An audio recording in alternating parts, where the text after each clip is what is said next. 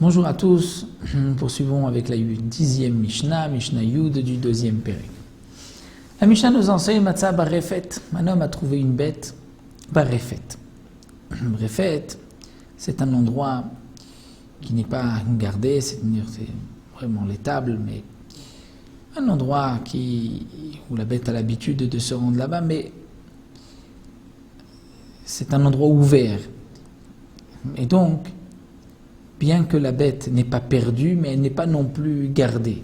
Et no chayavba, malgré tout, il n'est pas nécessaire, celui qui a trouvé cette bête, de la rendre à son propriétaire. Ce n'est pas considéré comme une perte. Bien qu'il n'y ait pas de porte, ou même d'après Barthénora, il y a une porte mais elle n'est pas fermée, ce n'est pas considéré comme une perte. Si on trouve une bête Birshut Arabim dans le domaine public, chayavba, là dans ce cas-là, on se doit de prendre la bête, la rendre à son propriétaire. Vimaïta betakvarot. La Mishnah propose le cas suivant. Un Kohen, qui n'a pas le droit de se rendre dans un cimetière, voit au loin, dans le cimetière, une bête. Et il sait que cette bête appartient à son ami Shimon. A-t-il le droit de rentrer dans le cimetière? Il est Kohen, il ne peut pas, mais pourtant il a la mitzvah de Hashavat Aveda.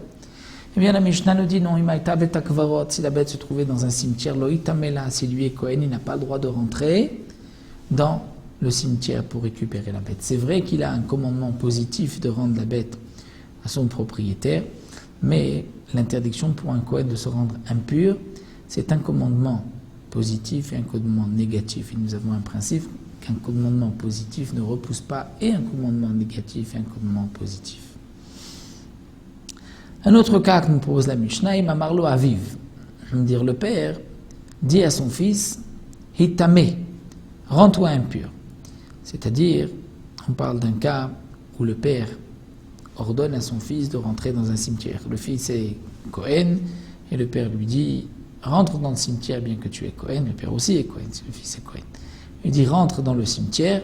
Donc d'un côté, il a la mitzvah de Kibud Avahem, de respecter son père, donc de faire ce que son père lui demande. D'un autre côté, la Torah lui interdit de rentrer dans le cimetière, de se rendre impur.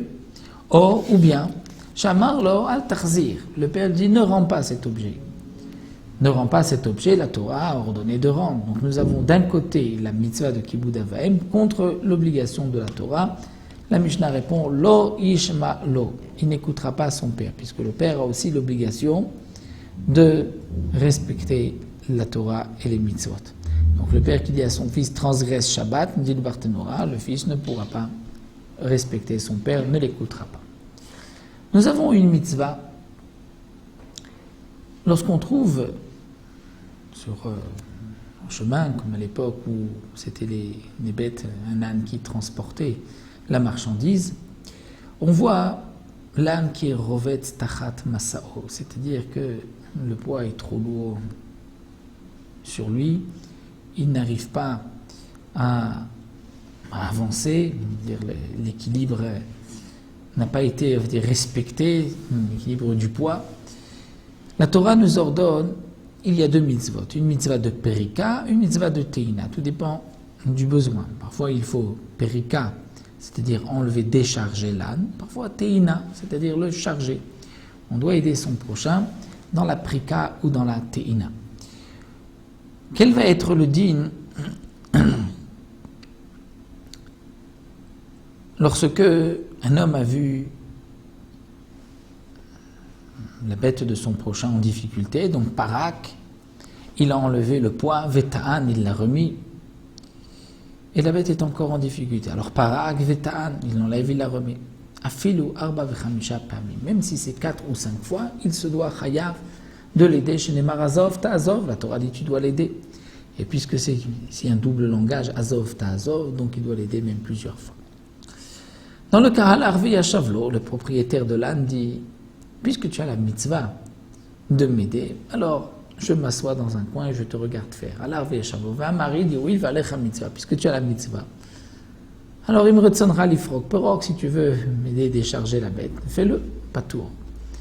Là il est pas tour, celui qui vient aider, pas tour. Pourquoi Shnemar imo, la Torah dit azov ta'azov imo, tu l'aideras avec lui, avec le propriétaire. Mais si le propriétaire te laisse travailler tout seul, tu es pas tour. Mais Mayazaken ou Cholé, si le propriétaire de la bête est un vieillard ou il est malade et il ne peut pas, la chayav, on a une obligation de l'aider. Mitzvah minatora lifrok, c'est une mitzvah de la Torah, lifrok, c'est de décharger la bête lorsque elle est en difficulté, et ça on doit le faire gratuitement. Avalolit on. Mais remettre les paquets sur la bête, ça ce n'est pas une obligation de le faire gratuitement. On peut réclamer un salaire pour cela. Et Rabbi Shimon dit non, aflit on, il faut le faire gratuitement. Rabbi Yossi Aglili Omer, imaya alav yeter al masao. Si on voit que le propriétaire de l'âne a exagéré, il a mis un poids qui est au-dessus des capacités de l'âne, en zakuklo. Là, on n'est pas obligé de l'aider. Shenemar tachat masao, c'est-à-dire masao yishechol amodbo. La Torah dit que l'âne est, en fait, s'il est accroupi, tachat masao, sous le poids, mais un masao son poids, c'est-à-dire masao yishechol amodbo, quelque chose que l'âne pouvait surmonter. Mais si il lui met trop de paquets, on n'est pas obligé de l'aider. Il y a aussi une mitzvah, donc d'aider son prochain. Si un homme porte des paquets et qu'il est en difficulté, il faut l'aider.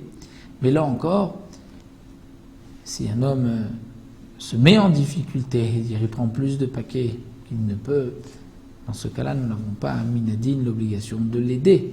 C'était à lui de prendre moins de paquets. Nous nous arrêtons ici. On se retrouvera avec la Mishnah Yud Aleph.